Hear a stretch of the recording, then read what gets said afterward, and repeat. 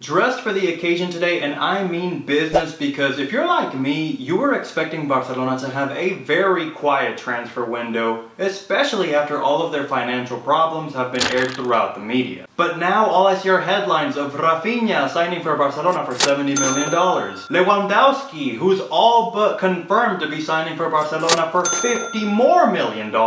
And there's still about another half dozen players that are linked to the Blaugrana. And I for one have to ask a couple of questions. Barcelona, who has over $1 billion worth of debt, with a negative $158 million spending limit, how is Barcelona registering, let alone signing, these incredibly expensive players?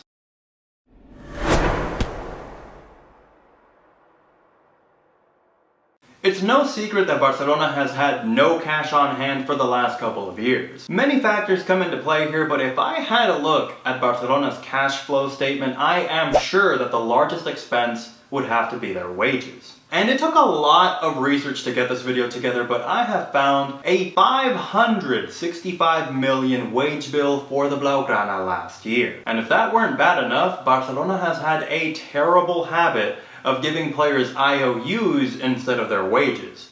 Take for example Frenkie de Jong, a key player who is still owed $28 million.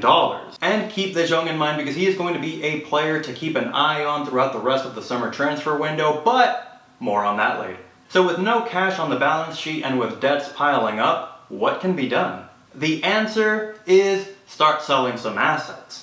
Or, as Joan Laporta likes to sugarcoat it, he likes to call them palancas or economic levers. Barca has been in the news quite recently due to their new Spotify deal, which is going to be bringing in some very much needed revenue. Reports I have seen claim the deal is going to be worth $250 to $300 million throughout the next 4 years. Also included in the deal was the name change of the stadium to Spotify Camp Nou. It doesn't exactly roll off the tongue, but hey, when you're needing some money like Barcelona is, the name of your stadium is the least of your worries, I guess. This injection of cash seems to be not enough though, and Barcelona's board has approved the sale of La Liga TV rights, Barcelona Studios, and merchandising, also known as BLM, Barcelona's licensing and merchandising.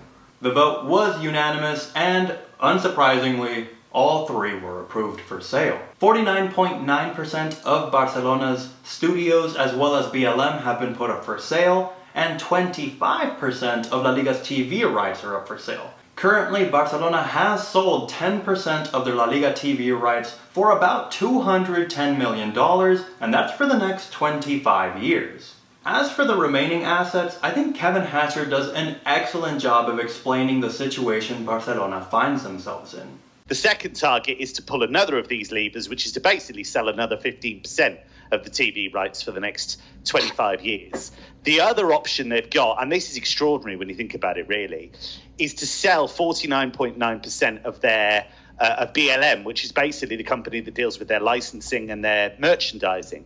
So they're effectively mortgaging the future of the club just to get some money in the short term and try and fix the squad. But just because they make money doesn't mean they need to try and spend it all at once, but that seems to be what they're going for. For Barcelona, it's a game of loans. I mean, that is the best way to explain it, mortgaging their future. The fact of the matter is Barcelona is taking out loans to pay current loans, essentially mortgaging the club's future in a high-risk, high-reward gamble. And don't be fooled, Joan Laporta is trying to use clever wording with his palancas, economic levers, but he's no different than a company CEO being all excited about a buyout from another company, knowing that without the sale, they're on a sinking ship.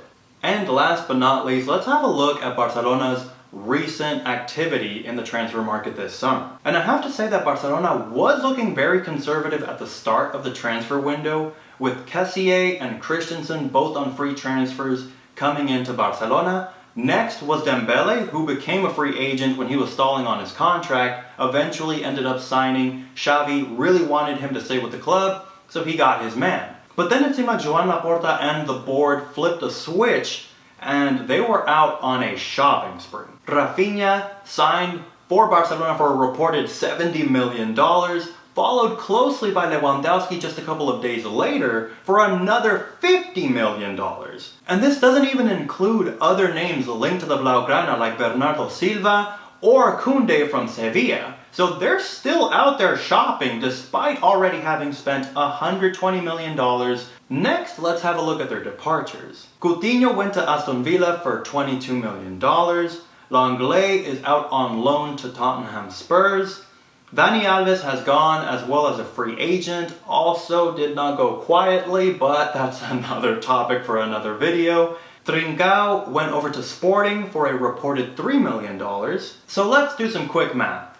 Barcelona so far has spent $120 million on their arrivals and have received $25 million from their departures, currently in the red by $95 million. Now, remember how I had talked about Frenkie de Jong earlier in the video? Joan Laporta has essentially told de Jong that he needs to find another club. And why, you might ask? Well, it all comes down to financial issues.